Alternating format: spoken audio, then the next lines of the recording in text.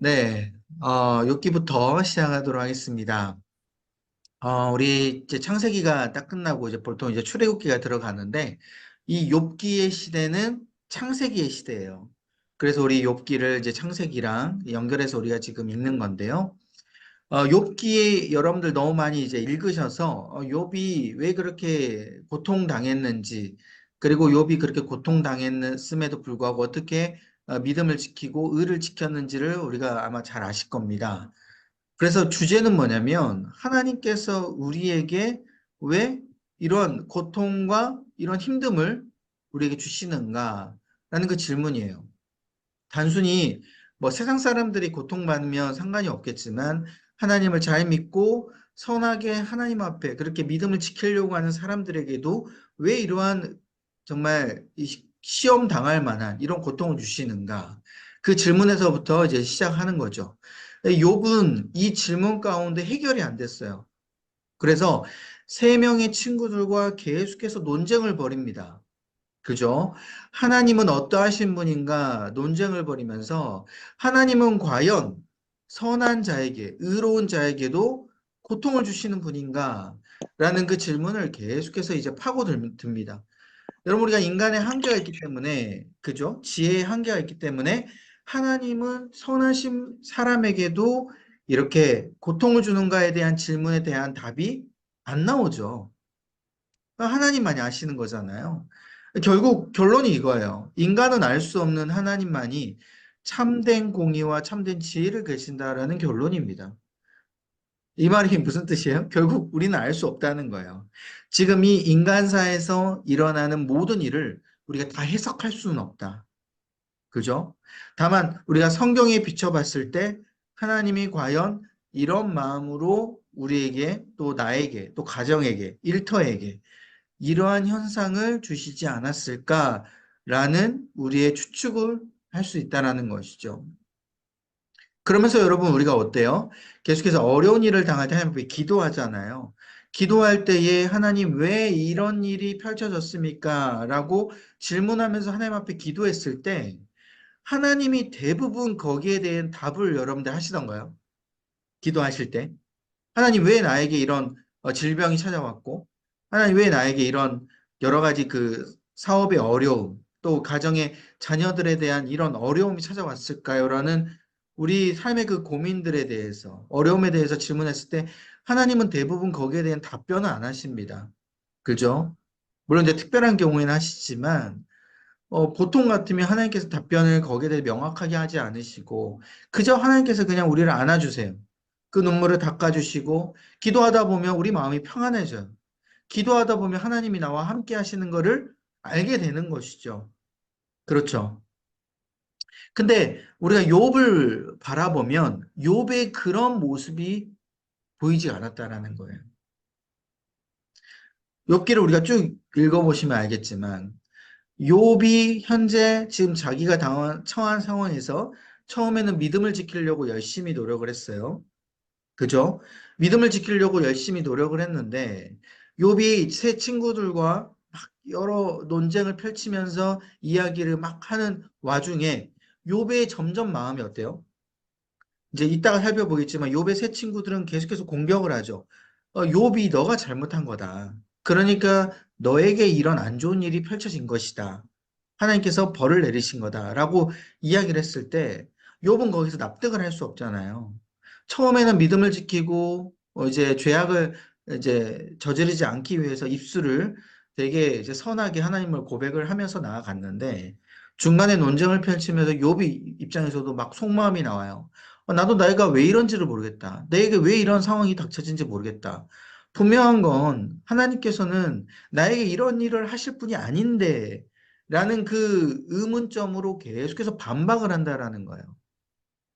그러니까 반박을 하면서 욥의 마음도 어때요? 하나님에 대해서 점점 의심이 가기 시작하는 거죠. 여러분 우리가 욥이 굉장히 선한 인물로 굉장히 믿음을 잘 지킨 인물로 우리가 생각하겠지만 실제적으로 읽어보신 분들은 욥이 이렇게 친구들과 주고받고 반박하면서 논쟁을 펼칠 때 욥이 스물스물 올라오는 하나님에 대한 의문점, 그리고 섭섭한 감정들, 이런 것들이 계속해서 나오게 된다라는 거예요. 아, 물론 당연히 이제 사람이니까 당연히 그러겠죠. 그렇게 큰 고통을 당했는데.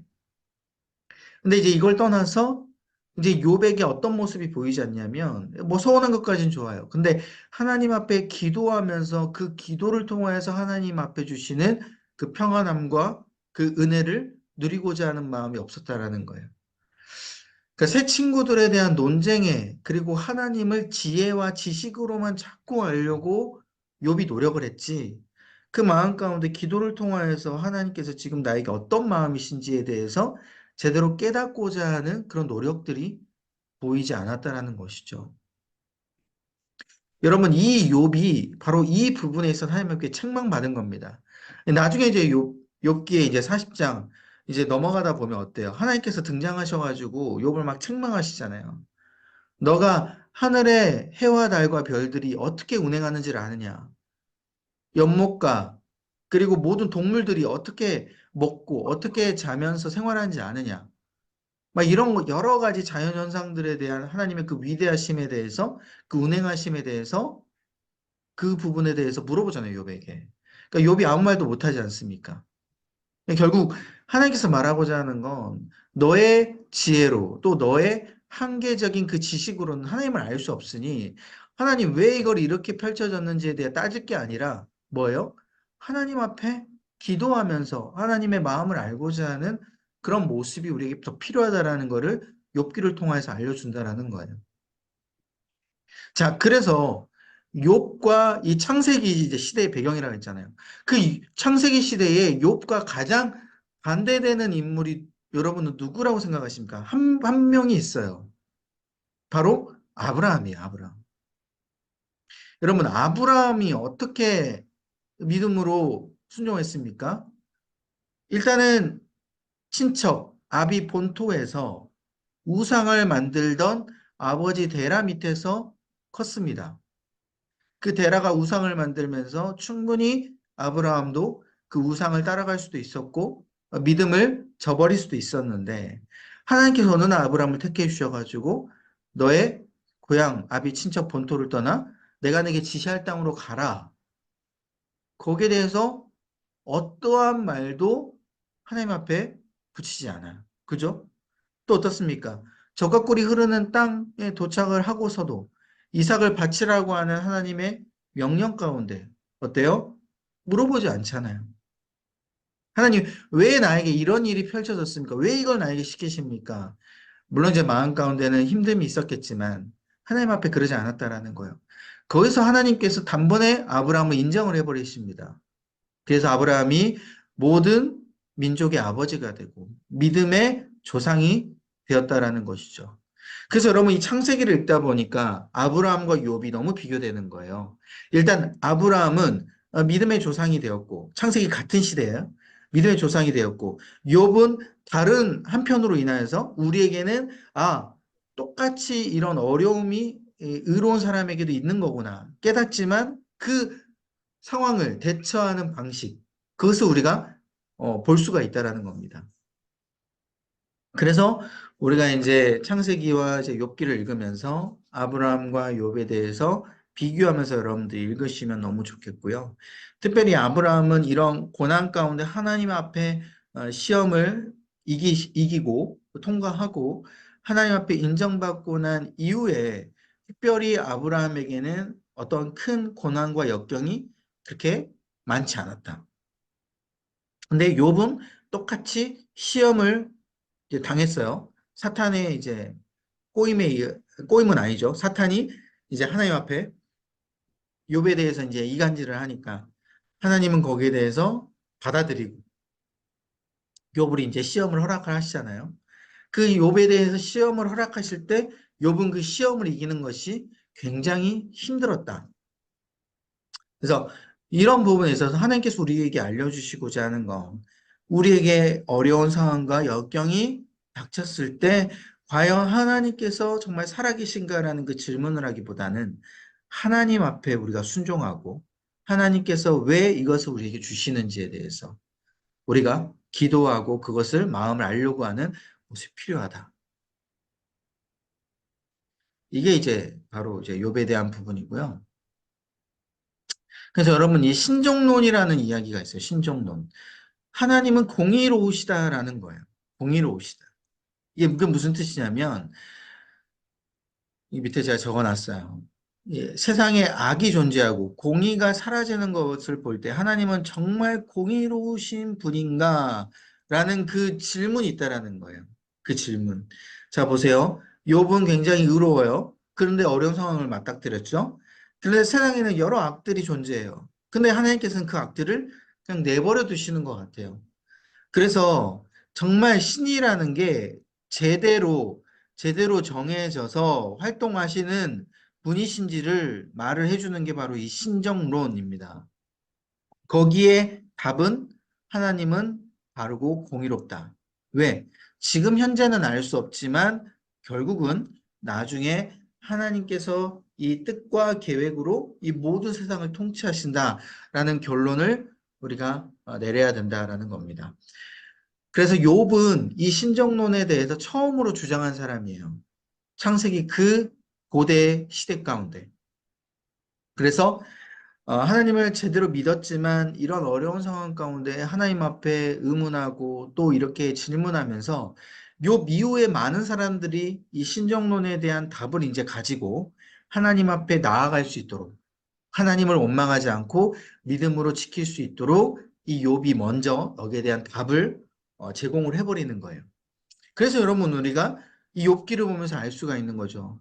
여러분 우리가 아브라함처럼 믿음이 좋으면 뭐 이 신정론이라는 게 필요 있겠습니까? 그냥 무조건 그냥 순종하면 되잖아요. 그냥 무조건 믿음이 좋잖아요. 근데 우리가 믿음이 그렇게 좋지 않고 연약하니까 이 신정론이 생길 수밖에 없는 것이고 이 신정론의 의문 가운데 계속해서 따지지 말고 욥기를 보면서 따지지 말고 우리가 거기에 대해서 하나님 앞에 믿음으로 순종하며 공의로우신 분으로 우리가 믿고 나아가자. 자, 그래서 욥과 세 친구들의 의견들 이게 좀 달라요. 그리고 마지막 이제 엘리후라는 이제 친구도 이제 합세를 하는데 이제 욥은 전체적으로 이제 정리를 하자면 욥은 하나님 이 상황을 주신 것을 이해하기 어렵다. 그런데 하나님께서 나를 회복시키실 것이다. 그런데 아무리 생각해도 내가 죄 지은 것이 없는데 왜 이렇게 나에게 이런 상황이 펼쳐졌는지에 대해서는 인과관계를 찾기 어렵다라고 계속해서 주장을 해요. 그러니까 믿음은 지키곤 있지만 여기에 대해서 하나님 앞에 온전히 순종하는 100% 순종은 아니죠. 자, 그러면 새 친구들은 뭐예요? 이런 욥의 태도 가운데 질책을 합니다. 야, 너가 잘못했으니까 이런 고통이 찾아오지. 너 알 수 없는 죄를 분명히 너는 지었어. 그러니까 너는 그 알 수 없는 죄지만 무조건 그냥 하나님 앞에 잘못했다고 엎드려. 회개해야 돼. 이게 바로 새 친구들의 의견이에요. 여러분 그렇잖아요. 우리가 이제 자녀들을 막 훈계하고 예전에 막 그 이제 체벌하는 그런 이제 시대 때는 뭐 어떻습니까? 애들이 이제 맞기 싫으니까 엄마 아빠한테 부모님한테 맞기 싫으니까 어떻게 해요? 뭐 자기가 잘못한 건지도 몰라. 근데 막 무조건 막 울면서 막 잘못했다고 하잖아요. 그런 거를 지금 친구들이 욥한테 요구를 하고 있는 거예요.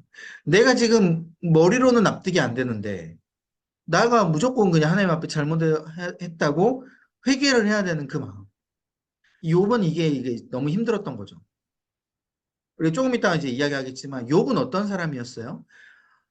자기가 짓지도 않은 그 죄까지도 미리 하나님 앞에 제사를 드리면서 회개했던 인물이 바로 욥이었어요. 그걸 안 했던 인물이 아니에요. 그리고 자기 자녀들도 마찬가지고 그 자기 자녀들에게도 야 너희들 분명히 하나님 앞에 회개해야 한다. 그리고 자기 자녀들이 알지 못하는 죄를 지었을까 봐 자기가 대신해서 하나님 앞에 제사를 드렸던 인물이 바로 욥이었어요. 그렇게 제대로 정말 하나님 앞에 신앙을 지켰던 인물이니 어떻습니까? 얼마나 이게 안 되겠어요. 그러니까 어쩌면 하나님께서 욥을 택하신 이유는 바로 그 부분이었을지도 모릅니다.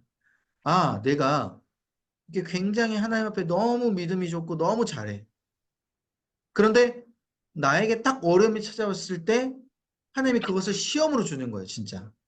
너가 이럼에도 불구하고 나를 신뢰할 수 있겠느냐? 너가 지금 현재 보이는 그 믿음이 진짜이냐 가짜이냐 라는 것을 하나님께서 오히려 우리에게 증명하시고자 우리에게 시험을 주실 수 있다라는 것이죠. 그래서 여러분, 우리가 정말 하나님 앞에 때로는 이해하지도 못한 여러 가지 어려움들을 우리가 받았을 때 우리가 어떤 반응이 나와야 돼요? 하나님 앞에 하나님 정말 살아계신가, 이런 아까처럼 그 질문이 아니라 우리가 이걸 기억해서 우리가 이게 시험일 수 있겠구나. 그죠? 내가 이 시험을 능히 기쁨으로 감당해야지라는 그런 좀 굳건한 믿음을 우리가 가졌으면 좋겠어요. 다른 어떤 주변에 있는 그 새 친구들처럼 주변에 있는 말을 듣고 우리가 계속해서 막 힘들어하고 난 진짜 뭐가 잘못됐을까 이렇게 해서 정말 그렇게 뭐 축 처지고 그런 게 아니라 내가 하나님 앞에 정말 이게 잘못한 게 있다면 하나님 앞에 내가 용서해 달라고 기도하고 플러스 내가 그걸 도저히 모르겠다면 하나님 앞에 원망하는 게 아니라 하나님, 제가 알지 못하는 죄악을 또 깨우쳐 주시고 그 가운데서 내가 주님 앞에 더욱더 믿음으로 나아갈 수 있게 해달라고 그렇게 기도하는 모습이 필요했던 거죠. 하나님은 그 욥의 그 믿음을 바라셨던 것 같아요. 엘리후는 나중에 38장 이후에 이제 나온 인물인데 엘리후는 이제 욥의 세 친구들보다 더 연소했던 인물입니다. 그러니까 욥과 세 친구들은 나이대가 이제 조금 있어요. 정확한 나이는 모르겠지만 아마 중년 이후의 나이였던 것 같고요. 엘리후라는 인물은 젊은 친구였습니다. 약간 청년과 같은. 근데 어떻게 욥과 친구가 됐냐? 그 의문점은 있을 수 있겠지만 당시에 나이 차이가 좀 나도 그런 서로 이렇게 마음을 공감하고 또 이야기를 나누는 그런 친구들을 또 사귈 수 있었던 그런 문화였던 것 같아요. 아무튼 엘리후가 욥의 친구의 자격으로서 처음에는 계속 듣고만 있었어요. 새 친구들의 그 내용을. 근데 이제 엘리후는 나중에 듣고 있다 보니까 계속 티키타카가 되는 거잖아요. 한 사람이 이야기하면 반박하고 또 이 반박한 거에 대해 다시 반박하고 그러다 보니까 명쾌한 대답이 나오지 않으니까 엘리후가 답답해서 이제 나오기 시작하는 거예요. 야, 내가 너희들 이야기를 좀 듣고 있다 보니까 너무 답답하다. 당연히 욥 너가 잘못한 것도 맞고 새 친구들 너희들도 제대로 모르는 것도 맞다. 라고 엘리후는 약간 중도적인 입장을 취합니다. 때로는 의인도 고통을 받을 수 있다라고 이 이야기에 대한 명제에 대해서 조금 이야기를 해줘요. 그래서 너희들이 알지 못하는 하나님의 무엇인가 계획이 어느 정도 있지 않을까? 그러니까 엘리후도 제대로 몰라요. 근데 있지 않을까 하면서 던져주는 거죠. 이 욥과 이 세 친구들에게. 그리고 욥도 너도 모르는 죄가 있지 않냐. 그러니까 하나님께서 너에게 이러한 상황을 펼쳐진 건 정말 아무런 1%의 죄도 없는데 너에게 이렇게 줬다라는 것을 너는 그렇게 믿으면 안 된다고. 너는 그렇게 생각하면 안 된다고. 엘리가 또 그렇게 이야기를 하는 것이죠. 그래서 너는 죄를 회개해야 된다. 하나님께서 너를 인도하셨기 때문에 이것을 회개해야 된다. 라고 엘리후가 어느 정도는 이제 살짝 정리를 해줘요. 이것도 사실 맞는 말은 아니죠. 그렇죠? 엘리후도 자기가 하나님을 온전히 다 아는 것처럼 이야기를 이제 합니다.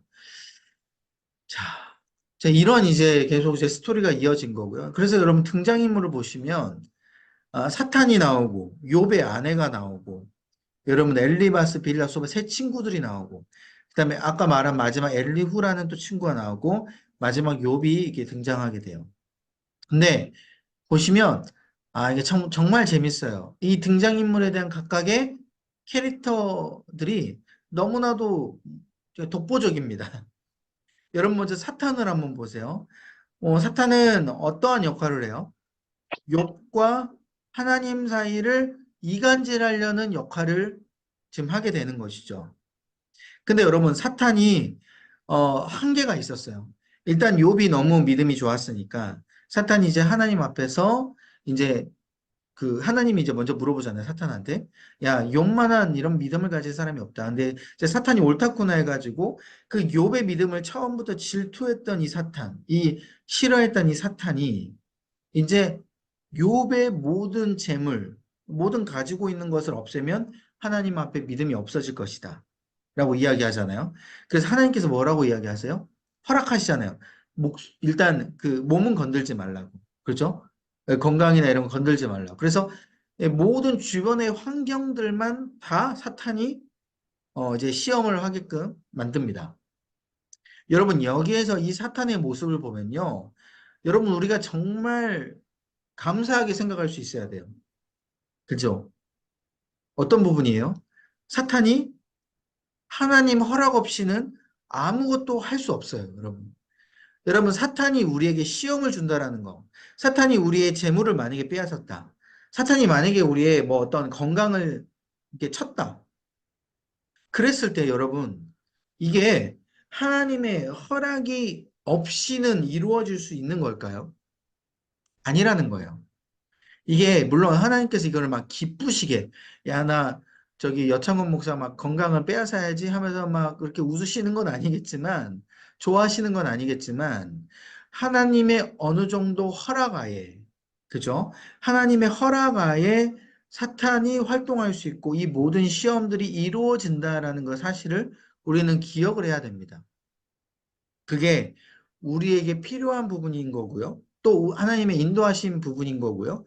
또한 사탄이 그 허락하에 했을 때 어떤 거예요? 사탄의 입장에서는 우리가 하나님을 배신하기를 원하고, 우리가 이 믿음을 지키지 않기를 원하고, 하나님 앞에 따지기를 원하고, 하나님 왜 나에게 이런 시험을 줬는지에 대해서 아까 말했듯이 신정론, 그 질문, 하나님은 정말 공의로우신 분인가? 그 질문을 하기 원하는 사탄의 마음이 있다라는 거예요. 그래서 여러분, 이 사탄을 우리가 생각할 때에 우리가 사탄에게 지지 않으려면 어떻게 돼요?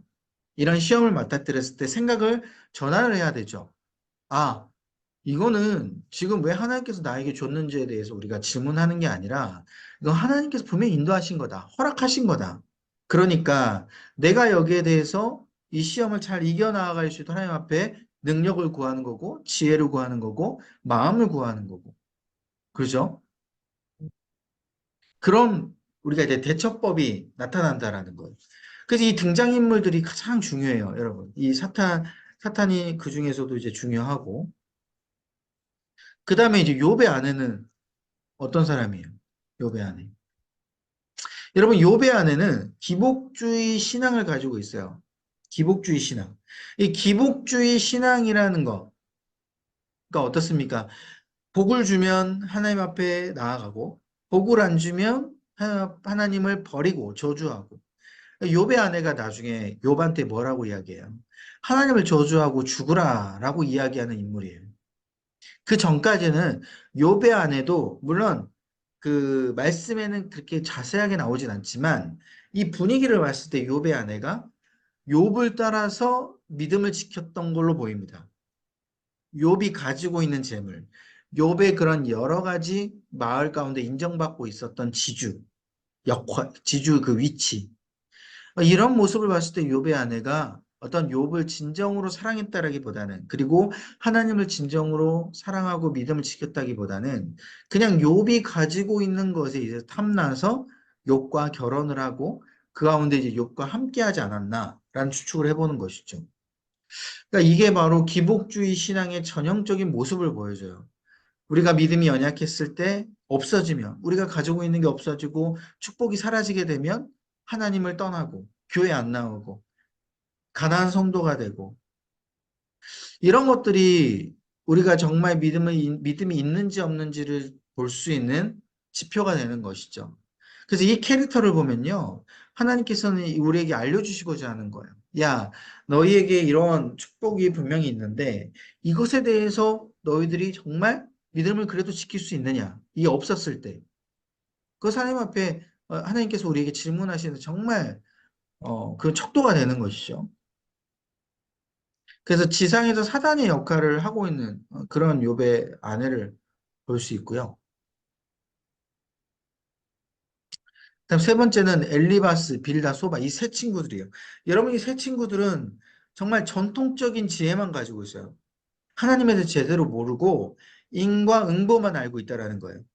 하나님께서는 정말 믿음이 좋고 선한 사람에게는 축복을 주고 악한 사람에게는 저주만 준다. 심판만 한다. 딱 이 공식만 가지고. 그래서 모든 일들을 자기들이 다 판단할 수 있는 것처럼. 그래서 모든 일들이 다 잘 되면 하나님께서 축복한 거고, 안 되면 그냥 하나님께서 이 사람에 대해서 그냥 저주 내리고 심판하는 것. 그거 가지고 요백에 계속 공격을 하죠. 그 다음 엘리후는 어떤 사람입니까? 자기 확신이 넘치는 젊은이의 역할을 하고 있어요. 그래서 아까 연장자들이 막 이야기했을 때 서로 티키타카 했을 때 가만히 있다가 마지막에 아까 그 정리해 준 거 있죠? 하나님은 때로는 의인에게도 고난을 주고 너희들도 하나님의 뜻에 대해서 제대로 모른다 라는 것을 나름 주장을 해요. 그런데 욥은 고통을 당했으니까 너가 회개를 해라. 이렇게 이제 정리를 이제 해버리면서 이 엘리후라는 인물은 이제 나이는 적지만 욥에게 강하게 너가 나름 하나님 앞에 회개해야 된다라는 것을 또 정확하게 또 주장을 해요. 그러니까 이 세 친구들 엘리후를 보면요, 우리 주변에 있는 우리 믿음의 공동체의 사람들이 어떻게 내 옆에 있는 사람에게 대할지가 반면교사로 삼을 수가 있겠죠. 내 옆에 어려운 일 당하고 또 힘든 일을 당할 분들에게 그저 상담한다라는 이유만으로, 그저 거기에 대해서 내가 해석해 준다라는 하나님 앞에 믿음을 지켜야 된다라는 이유만으로 그것을 해석하고 그것을 막 정죄하고 판단하고 그에 대한 부분이 때로는 너무 고통스럽고 힘들게 만든다라는 겁니다. 그다음에 욥이에요. 욥은 뭐예요? 나름 100% 믿음을 가지고 있는 것처럼 보였지만 실제적으로 그 가운데 주변에 있는 친구들과 이야기를 하면서 자신에 대한 믿음의 연약함을 바라보게 됐고 그 가운데 하나님에 대해서 자기가 함부로 판단하려고 했던 그 모습들이 나름 하나님 앞에서 이제 회개하게 되는 인물입니다. 욥은 사탄의 시험을 잘 이겼지만 그 시험을 이김으로 인하여서 욥이 진짜 자신의 마음 가운데 있었던 하나님에 대한 의문점, 조금 의심이 갔던 그 모든 부분들이 이제는 오히려 이 사건이 지나고 나서 하나님을 더 신뢰하게 되는 인물이 되게 되는 것이죠. 사실 이 욥이 인물이 우리 그리스도인의 믿음의 여정과 비슷해요. 그죠?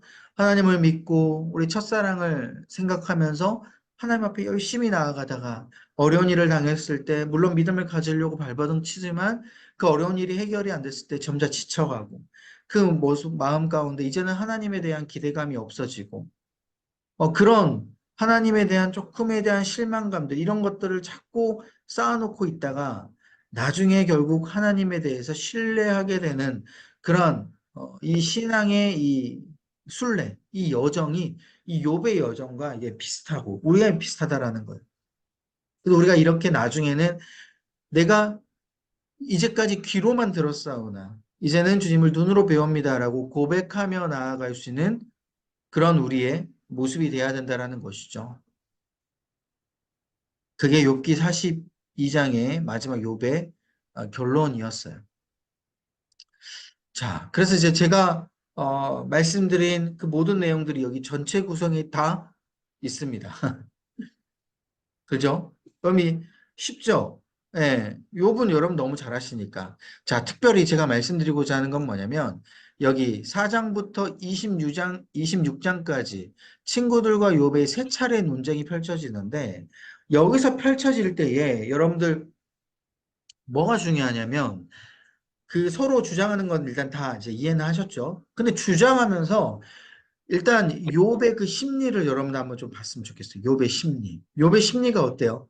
처음에는 그냥 한탄해요. 처음에 한탄하다가 이제 주장하면서 나는 그래 그렇지 않은데 근데 어 근데 아닌데 아니야. 아 이게 아니라고. 점점 이런 심리들.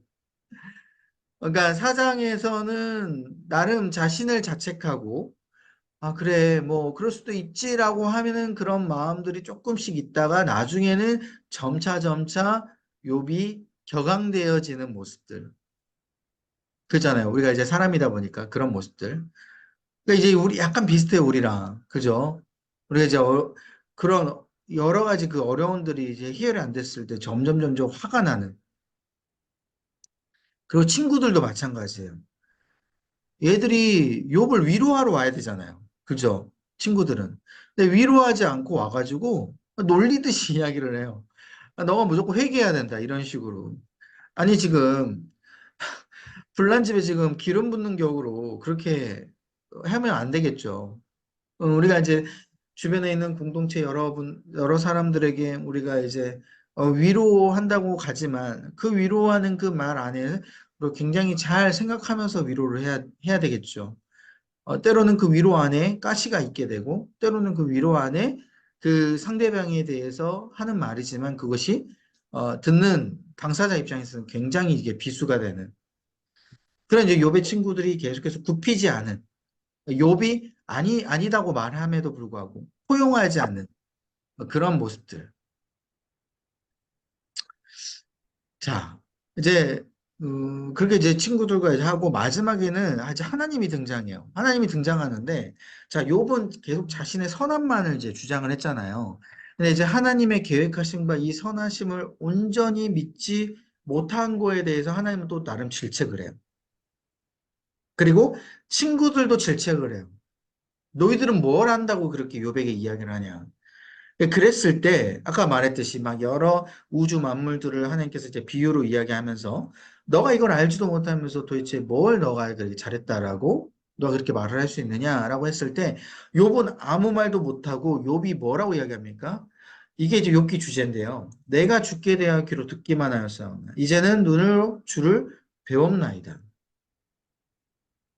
우리 하나님을 많이 안다고 하지만 새롭게 여러 가지 상황을 겪으면서 하나님을 주를 눈으로 배우는 그런 이제 놀라운 우리의 고백이 있기를 간절히 소망합니다.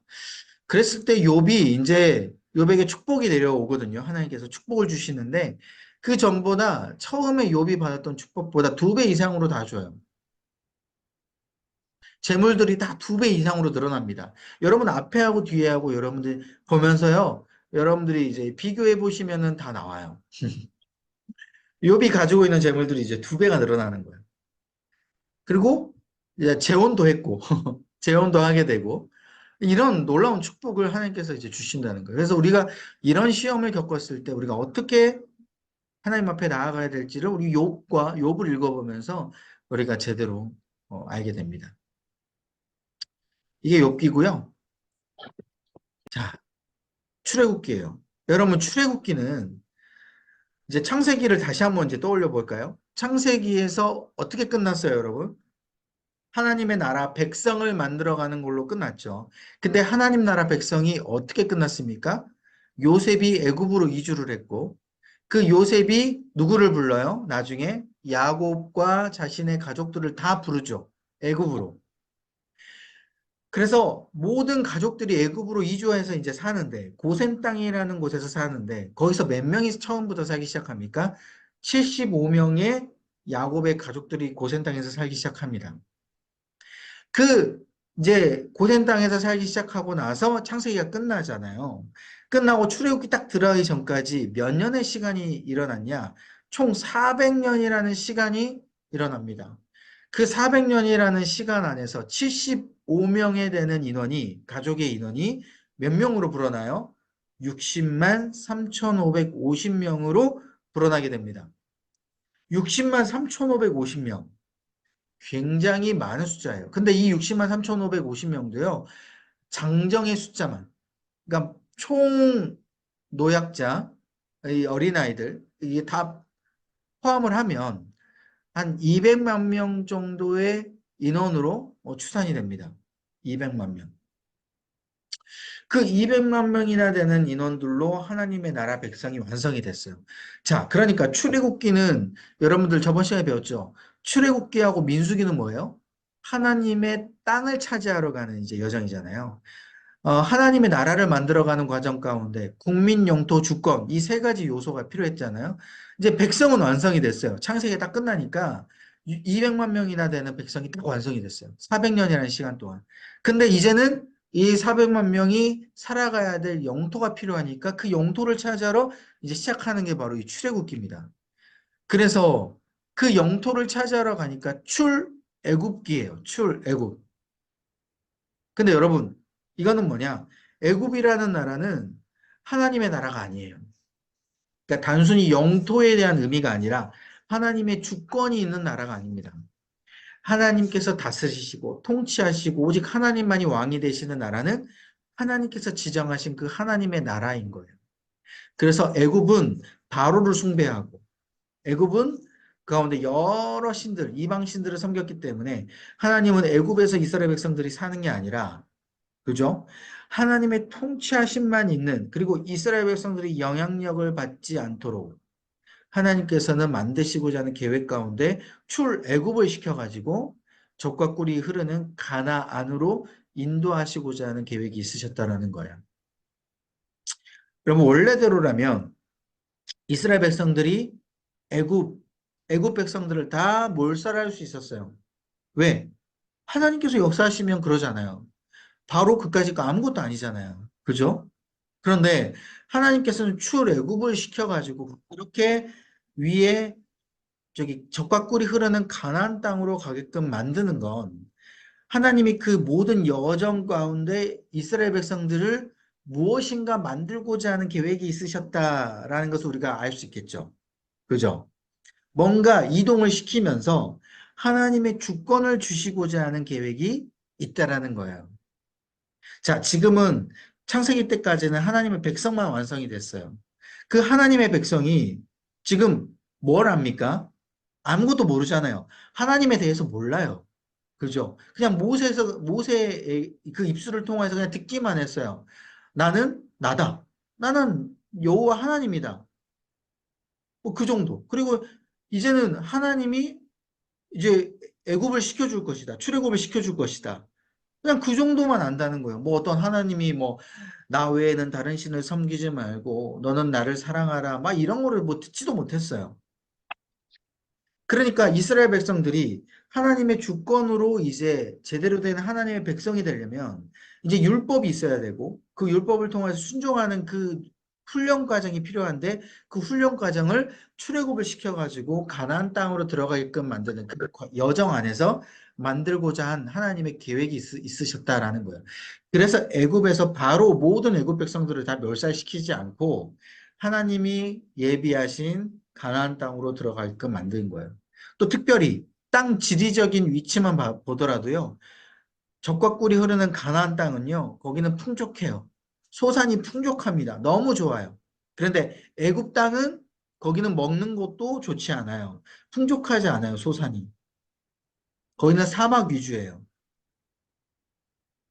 물론 이제 나일강 뭐 여러 가지 뭐 문명이 있지만 적과 꿀이 흐르진 않아요. 그렇기 때문에 하나님께서 출애굽을 시키셨다라는 그 부분이 있고요. 자, 그러니까 여러분 창세기에서 이제 출애굽기로 넘어오면서 이제는 진짜 하나님께서 누구이신지를 제대로 보여주는 장면들이 이제 제대로 확 나오기 시작합니다. 창세기 때는 족장 위주로 하나님이 보여주셨다면 이제는 모든 민족으로 인하여서 하나님께서 보여주시고자 하는 거예요. 그래서 여러분 우리가 이걸 보면요 뭘 알 수 있냐면 아 야곱 한 가족을 통하여서 역사하셨던 하나님이 이제는 야곱 가족을 통하여서 한 민족, 그 다음에 그 민족에게 하나님의 놀라운 역사하심을 보여주시는구나. 자, 그러면 여러분, 이것은 우리에게 적용을 해보면 어떤 의미가 되는 거예요? 아, 지금 내가 처음으로 우리 가족 가운데 내가 하나님을 믿었어요. 내가 신앙생활 처음 시작했어요. 그럼 나에게 하나님께서는 나를 통하여서 이제 내 후손들, 내 주변에 있는 많은 사람들이 하나님을 믿게끔 하는 놀라운 계획들이 있겠구나. 그죠? 그런 모든 하나님의 놀라우신 믿음을 가지고 우리가 신앙생활을 시작을 해야 된다라는 거예요. 나를 통하여서 하나님께서 역사하실 것들, 나를 통하여서 하나님께서 믿음을 지키게끔 만드시는 것, 그 계획, 그게 어떻게 펼쳐질지를 모른다라는 겁니다. 여러분, 요셉도 예측은 했지만 이 정도일 줄은 몰랐어요. 요셉이 죽을 때 유언으로 뭐를 남깁니까? 아, 분명히 하나님께서는 우리를 애굽을 출애굽을 시켜서 어떤 적과 꿀이 흐르는 그 땅으로 하나님께서는 인도하실 것이다. 그때 나의 해골을 메고 올라가라라고 하나님께서 요셉이 유언으로 남기잖아요. 요셉이 예측을 했지만 하나님께서 이렇게끔 많은 대규모 인원과 이렇게끔 너무 좋은 적과 꿀이 흐르는 땅을 하나님께서 예비하실 거라는 건 요셉도 제대로 알지 못했다라는 거예요. 우리도 제대로 알지 못해요. 우리를 통해서 어떻게 하나님께서 인도하실지, 어떻게 우리 후손들이 믿음을 가지고 일어날지를 우리가 알지 못해요. 그렇기 때문에 우리가 기대감을 가져야 되는 것이고, 요셉의 믿음처럼 내가 지금 여기 애굽에 있지만, 내가 지금 현재 이렇게 어려운 이런 척박한 땅에 있지만, 결국 하나님께서는 나를 이곳에서 인도해 주시고, 나의 후손을 인도해 주셔서 적과 꿀이 흐르는 가나안 땅으로 인도해 주실 것이다라는 믿음을 우리가 가지고 우리가 이 출애굽을 읽어야 된다라는 겁니다.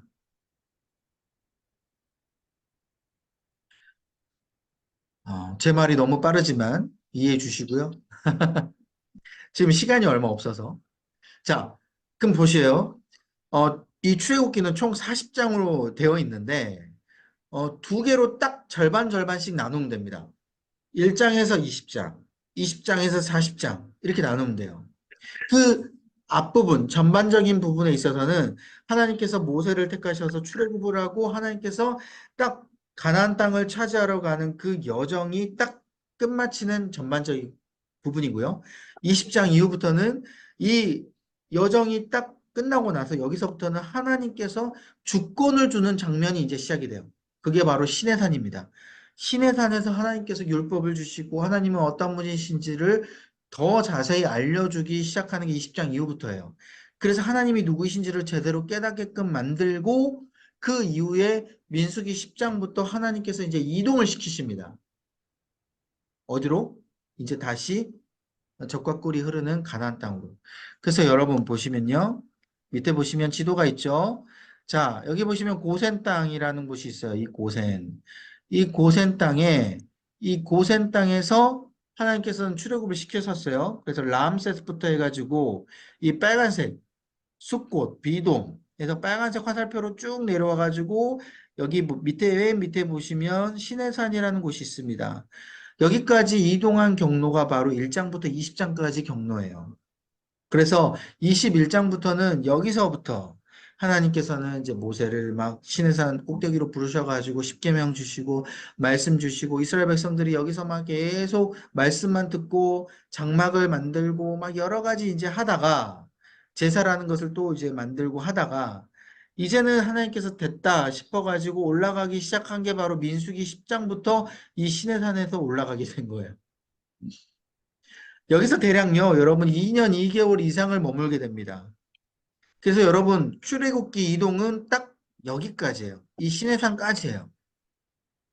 그리고 민수기부터는 다시 하나님의 땅을 차지하러 가는 이제 책이잖아요, 민수기는. 그러니까 민수기는 다시 여기서부터 시작해가지고 저 위로 올라가서 이 가나안 땅을 차지하러 가는 이 여정이 다 포함되어 있습니다.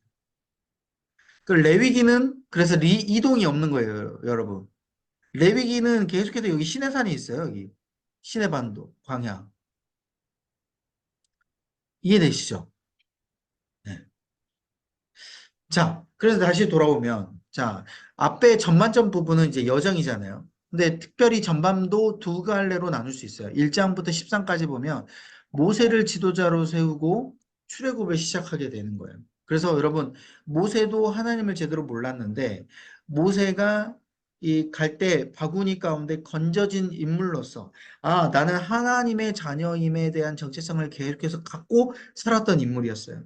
하나님께서 일부러 모세를 그렇게 만드셨던 이유는 하나님이 나타나서 모세를 택하셨을 때, 나는 하나님의 백성이구나.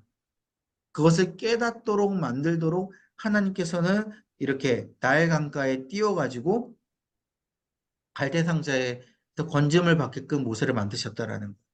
특별히 공주 눈에 띄어서 왕자로 살 수 있도록 하나님께서 만드셨다라는 것이죠. 그래서 애굽의 모든 문물을 모세는 배웠어요. 그런데 애굽의 모든 문물을 배우면서 이게 제대로 된 하나님의 능력이고 하나님께서 이 애굽의 모든 발달된 문명을 이기실 수 있는 그런 분임을 모세는 깨우치게 된 거예요. 모세가 바라봤을 때, 아, 너무나도 제대로 된 선진 문물이다. 근데 이거는 하나님 앞에서 아무것도 아니다. 이거를 깨닫게 된 거예요. 계속해서. 그래서 여러분, 우리가 세상을 바라볼 때에 어떻게 되는 거예요? 애국 문명 같은 발달된 문물, 발달된 어떤 그런 것들, 그리고 좋은 것들, 눈에 보이게. 거기에 대해서 우리가 동경하면 안 된다는 것을 모세를 통해서 보여주는 거예요. 모세가 처음에는 그것을 동경하지 않았죠. 그래서 모세가 자기 마음대로 어떻게 돼요? 죽였잖아요. 이집트 군인을. 그래서 도망을 갔단 말이에요. 도망을 가고 나서 40년간 광야 생활을 하면서 그게 실패한 것처럼 보이지만 하나님께서는 그게 아니라 그 광야 생활을 하면서 진짜 철저하게 하나님의 백성으로 하나님의 놀라운 순종할 수 있는 자녀로 혈기가 없게끔 그렇게 만드신 하나님의 계획 안에서 모세가 훈련이 되었잖아요. 그래서 모세를 통해서 하나님께서 이제 출애굽을 시키는 그런 놀라운 시작이 펼쳐지게 되는 것. 그래서 저는 모세를 보게 되면요. 여러분, 우리가 이렇게 생각해야 돼요. 아, 내가 지금 여러 가지 잘하고 있는 것처럼 보이고, 여러 가지 뭔가 대단한 것처럼 보일지언정, 그것이 하나님 앞에서 쓰임을 받아야 되고, 내 혈기와 내 모든 것들, 내 모든 생각들이 하나님 앞에서 내려놓을 때, 그때 비로소 우리가 하나님 앞에 진짜 쓰임 받을 수 있는 거구나. 우리가 깨닫게 되는 거예요. 그랬을 때 아무것도 없는 모세를 하나님께서 이제 부르기 시작한 거예요. 모세가 80세의 나이에 부름을 당했죠. 그리고 아무것도 없었습니다. 지팡이 하나 가지고 있었어요. 그래서 하나님께서 모세를 불렀을 때 그 지팡이가 뱀이 되게끔 만들고 그 모세가 손을 옆구리에 넣었을 때 나병이 되게끔 만들고 다시 손에 옆구리 집어서 뺐을 때 나병이 낫게끔 만들고 아무것도 없는 모세에게 하나님의 능력이 부어진 이런 놀라운 능력들이 있음을 우리에게 깨우치고자 한 거예요. 너가 지금 광야에 있고 지팡이밖에 없어? 그 하나 있는 지팡이 가지고 나는 모든 걸 할 수 있다. 너 그렇게 만들어 주겠다. 지팡이도 없어? 너 그럼 손으로 내가 너에게 능력을 펼쳐 주겠다. 보여주는 거예요, 하나님께서. 여러분, 이게 바로 복음이고 은혜라는 거죠. 그래서 애굽의 왕자 때는 아무것도 할 수 없었던 모세가 그 모든 것을 가지고 있었을 때는 아무것도 할 수 없었던 모세가 이제는 하나님의 그때에 아무것도 없음에도 불구하고 온전한 하나님의 능력을 펼쳐지는 것을 보여주게 됩니다. 그래서 10가지 재앙을 펼치죠. 그리고 애굽을 탈출하게 돼요. 그리고 유월절을 제정하게 됩니다. 여러분 이제 10가지 그 재앙을 뭐 나중에 제가 또 설명드리겠지만 10가지 재앙도 너무 재밌어요. 일단은 10가지 재앙은 처음부터 이제 마지막으로 10가지 재앙을 가게 되면서 점점 이 재앙의 강도가 심해집니다. 그 재앙의 강도가 점점 심해지면서 처음에는 애굽의 율법 술사들도 다 따라했지만 나중에는 못 따라하게 되고 그래서 이, 이 재앙 때 율법 술사들이 이제 못 따라하게 되기 시작하고 더 이상 손을 쓸 수 없게 되면서 이제 바로의 마음들이 점점 강박하게 되는 그런 모습들을 우리가 알 수가 있어요. 그래서 그런 모습의 마지막 10가지 재앙이 뭐예요? 장자 죽음이잖아요. 그 장자 죽음 때 6월절이 제정되는 그런 이제 동기부여가 됩니다. 장자 죽음 때는 어떠한 재앙이었습니까? 이스라엘 백성들 장자가 다 죽지 않고 애굽 장자들만 사는 재앙이었어요? 아니죠. 여러분 앞에 1번부터 9번째까지 모든 재앙은요. 하나님께서 이스라엘 백성들과 애굽 백성들을 구분해 가지고 재앙을 내리셨어요. 그러니까 애굽 백성들이 다 재앙의 피해를 받았어요. 이스라엘 백성들 아무것도 안 했음에도 불구하고. 그런데 이 마지막 장자 죽음 재앙만 달라요. 장자 죽음 재앙은 어떻습니까? 이스라엘 백성들이 양을 잡고 그 피를 문설주에 바르고 그리고 고기를 그날 당일날 삶아 먹고 그죠? 쓴 무교병, 나물 같이 먹는 거잖아요. 그렇게 됐을 때 죽음의 사자가 그 문지방에 있는 피를 보고 지나갑니다. 그런데 아무리 이스라엘 백성들이라고 할지라도요, 그거를 지키지 않고 피를 뿌리지 않고 문설주에 바르지 않고 양을 잡지 않았다면 그 가운데 장자들은 다 죽었어요. 이게 바로 마지막 장자 죽음의 특징이었습니다. 그러니까 결국 이게 뭘 예표하는 거예요? 예수 그리스도의 죽음을 예표하는 거예요. 예수 그리스도가 십자가에 달려 돌아가셨을 때 모든 이들을 위하여서 죽으셨잖아요. 그 모든 이들을 위해서 죽으셨을 때 뭘 흘렸습니까? 피를 흘렸습니다. 그게 바로 양의 피예요. 제사의 피예요. 내가 양을 각뜨고 했을 때 그 피를 내 몸에 뿌리고 제단에 뿌리는 그 모든 제사의 이론이라는 것이죠. 그게 예수 그리스도로 인하여서 단번에 죽으심이 되었고 그 예수 그리스도의 피를 통하여서 죽음의 사자가 넘어가게 된 겁니다. 우리가 구원을 받게 된 거예요. 그래서 우리가 더 이상 이 피를 뿌리지 않아도 된다라는 거예요. 우리는 구원을 받은 거예요. 그것을 기념하기 위해서 만든 게 바로 유월절입니다. 여러분, 그래서 6월절이 뭐냐 했을 때, 출애굽했을 때 마지막 장자 죽음을 통하여서 이 6월절이 제정이 됐어. 그 의미는 바로 이러한 예수 그리스도 보혈의 의미야. 라는 것을 여러분 설명할 수 있어야 돼요. 그 우리가 이거를 기억했을 때 우리가 이게 은혜가 되는 것이죠. 자, 그 다음에 14장부터 19장까지는 애굽에서 가나안 땅을 향한 정복 여정이 이제 펼쳐집니다. 그죠? 이제 출애굽을 했어요. 바로가 마지막까지 놓지 않았잖아요. 홍해 앞까지 쫓아왔어요. 그래서 홍해를 하나님께서 열어주시고 그 가운데 만나와 메추라기를 하나님께서 주시고 시내산까지 이동을 하시는 그런 장면을 보게 됩니다. 그리고 사람들의 막 싸우죠. 막 여러 이제 민족들이 막 와가지고 막 싸웁니다. 거기에 대해서 반석에서 물이 나고 사람들을 물리치고 민족들을 물리치고 더더구나 사람들이 많다 보니까 모세가 50부장, 10부장, 저기 100부장, 1000부장 이렇게 체계를 나눠 가지고 이제 사람 민족에 대해서 어떻게 다스릴지에 대한 체계가 나눠지고 이게 이제 초반에 대한 부분이에요. 그래서 시내산에 딱 도착합니다. 애굽을 떠난 지 3개월 만에 도착을 해요. 근데 여러분 아까 말씀드렸죠. 시내산에 인도한 이유가 뭐예요? 아까 지도를 보면 위로 바로 가면 되는데 아래로 인도한 이유. 그 모든 과정 가운데 하나님의 백성됨을 알려주기 위해서. 주권을 통해서 하나님이 왕되심을 알려주기 위해서.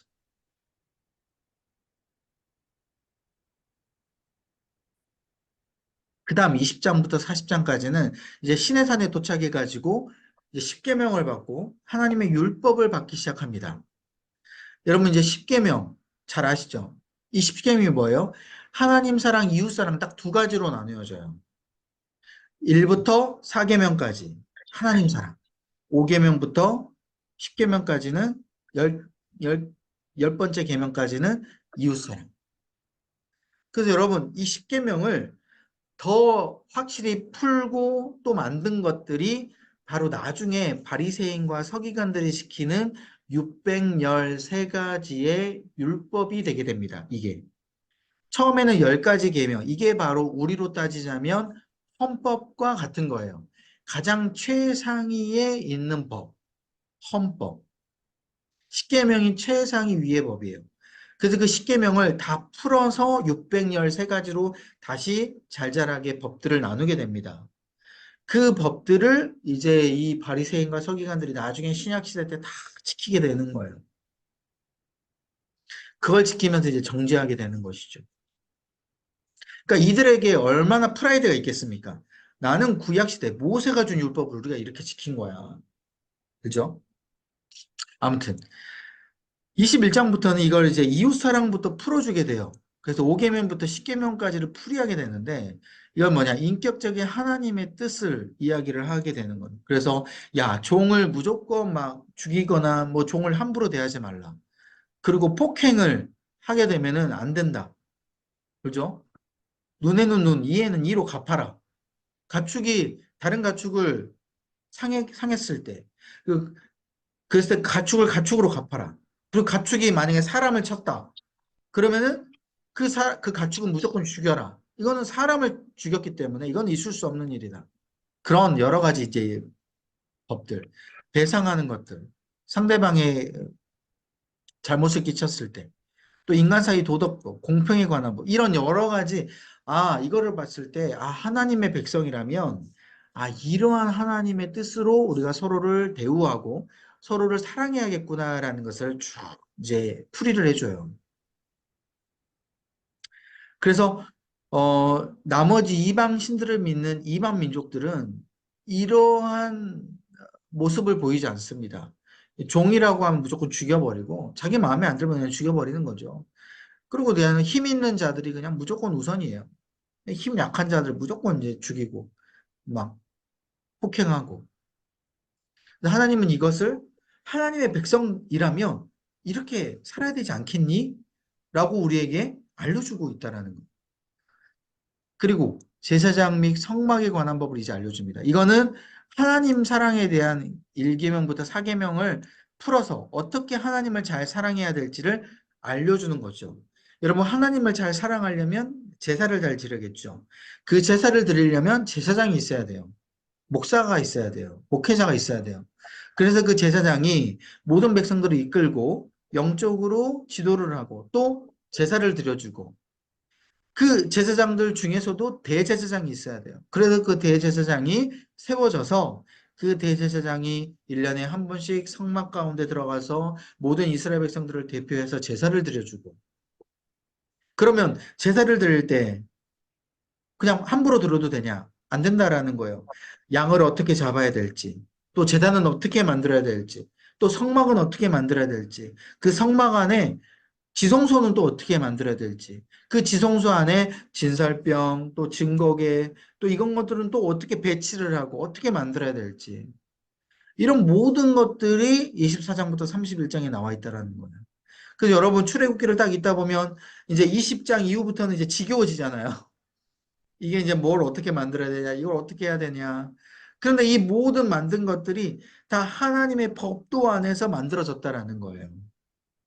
여러분, 우리 인간은 알 수가 없어요. 왜 성막은 몇 미터로 해야 되고, 왜 재단뜰은 이렇게 몇 미터로 해야 될지, 왜 물두멍은 여기 이렇게 노수로 이렇게 만들어서 해야 될지.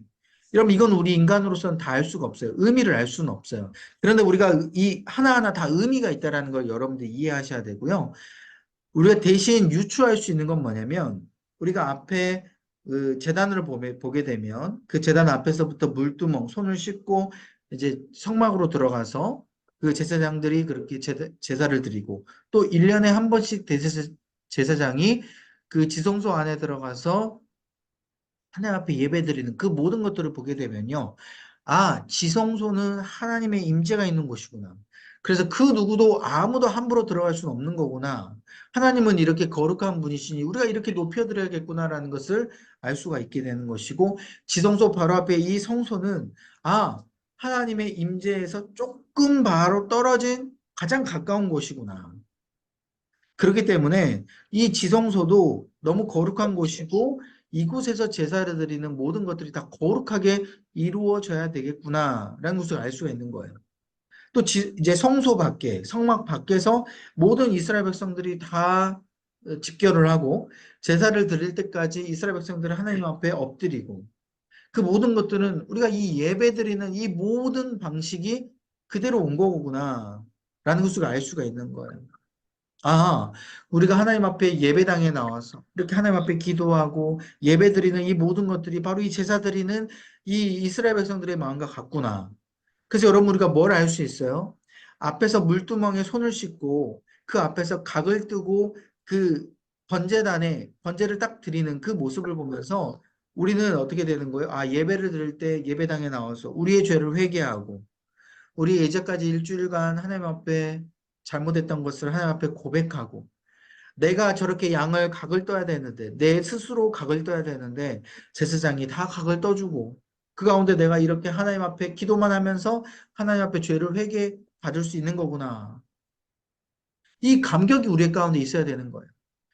또 성소, 우리 앞에 강단을 보면서 저기서 선포되어지는 그 말씀들이 거룩한 말씀인 거구나. 우리는 감히 저 앞에 제단으로 강단으로 나아갈 수 없음에도 불구하고 하나님께서는 이렇게 가까이 에게끔 나오게 만드셨고 저 하나님 앞에 들려주시는 말씀과 이렇게 하나하나 모든 순서들이 다 하나님 앞에 짜여진 이 계획 안에 이 하나님 앞에 드리는 제사와 예배가 같은 것이구나. 그래서 우리가 감격을 느껴야 된다라는 거예요. 예배를 함부로 드리면 안 된다라는 것이죠. 이해되시죠?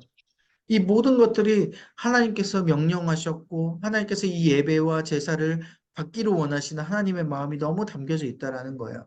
그래서 여러분 대제사장이요 1년에 한 번씩 이 지성소에 들어가는데 뭐 이거는 이제 레위기 때도 말씀드리겠지만 1년에 한 번씩 지성소에 들어가는데 온몸에 피를 다 묻힙니다. 정결하게 해요. 몸을 깨끗이 씻어요. 그 흰백의 옷에 어린 양의 피를 다 뿌려요. 예수 그리스도의 보혈을 다 뿌리는 거죠. 그래서 하나님 앞에 가까이 나아갈 수 있지. 그때 하나님 앞에 제대로 된 죄를 회개하지 못하고 나아가게 되면요.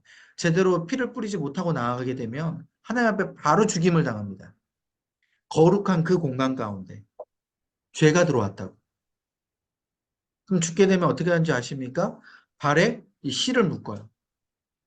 실을 묶어서 지성소에 들어가거든요. 대제사장이. 그러면 이제 밖에 있는 백성들이 그 실을 질질 끌어요.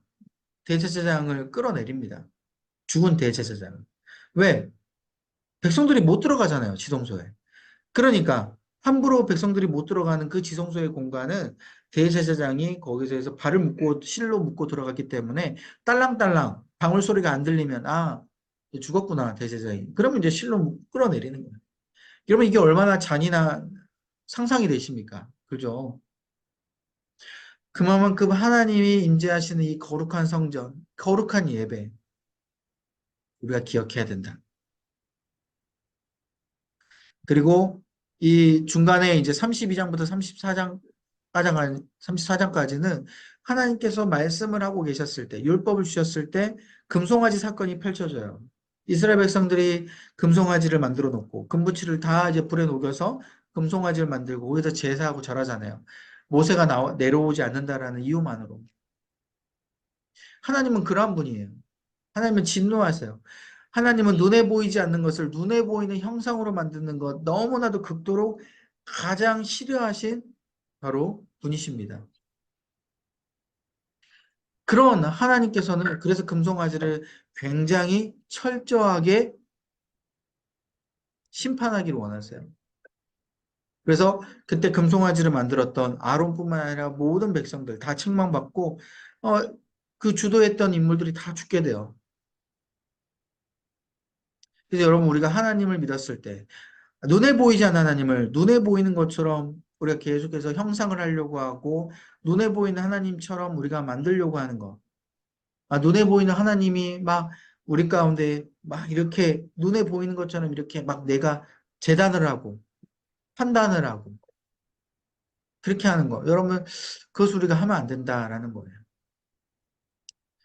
그렇게 이제 성막 안에 모든 기구들을 만들고 모든 것들을 다 이제 완성이 됐을 때 40장에 비로소 다 만들어진 성막을 하나님께 봉헌하게 됩니다. 그러면서 끝나게 돼요. 이게 바로 출애굽기의 마지막이 됩니다. 그래서 말씀드렸듯이 여기 신의 광야에서 이 모든 것들이 다 처음부터 시작이 돼요. 하나님을 어떻게 섬길지, 이웃을 어떻게 섬길지 다 됩니다.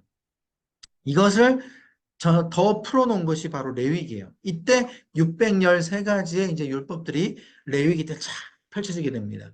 그래서 우리가 레위기를 읽기 힘든 거예요. 자, 이까지 기도하겠습니다. 하나님, 우리는 연약합니다.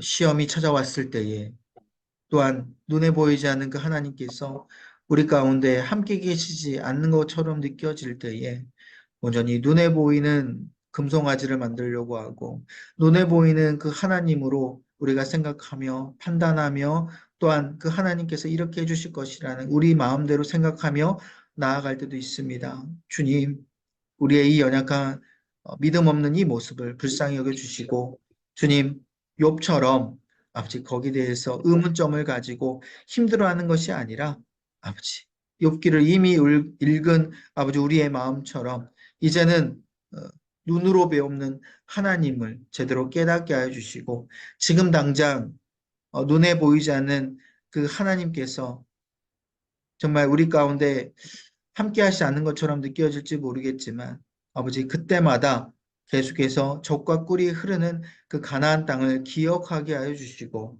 이 모든 가는 과정 안에서 하나님의 주권을 인정하며 하나님의 왕 되심을 제대로 깨닫고 왕으로 높여드릴 수 있는 우리의 모습 되게 하여 주옵소서. 여러 가지 어려움이 있고 여러 가지 힘듦이 있을 때마다 시험을 능히 잘 통과할 수 있도록 붙들어 주시고 하나님을 높여드리는 우리의 모습 되게 하여 주옵소서. 각자 가지고 있는 어려운 모든 기도 제목들이 하나님 앞에 해결받게 하여 주시고, 그 모든 기도 제목들이 해결받는 그 과정 안에서 하나님이 다시 살아계심을 아는 놀라운 은혜의 여정 될 수 있도록 붙들어 주옵소서. 이 모든 말씀 믿사오며 예수 그리스도의 이름으로 간절히 기도합나이다. 아멘.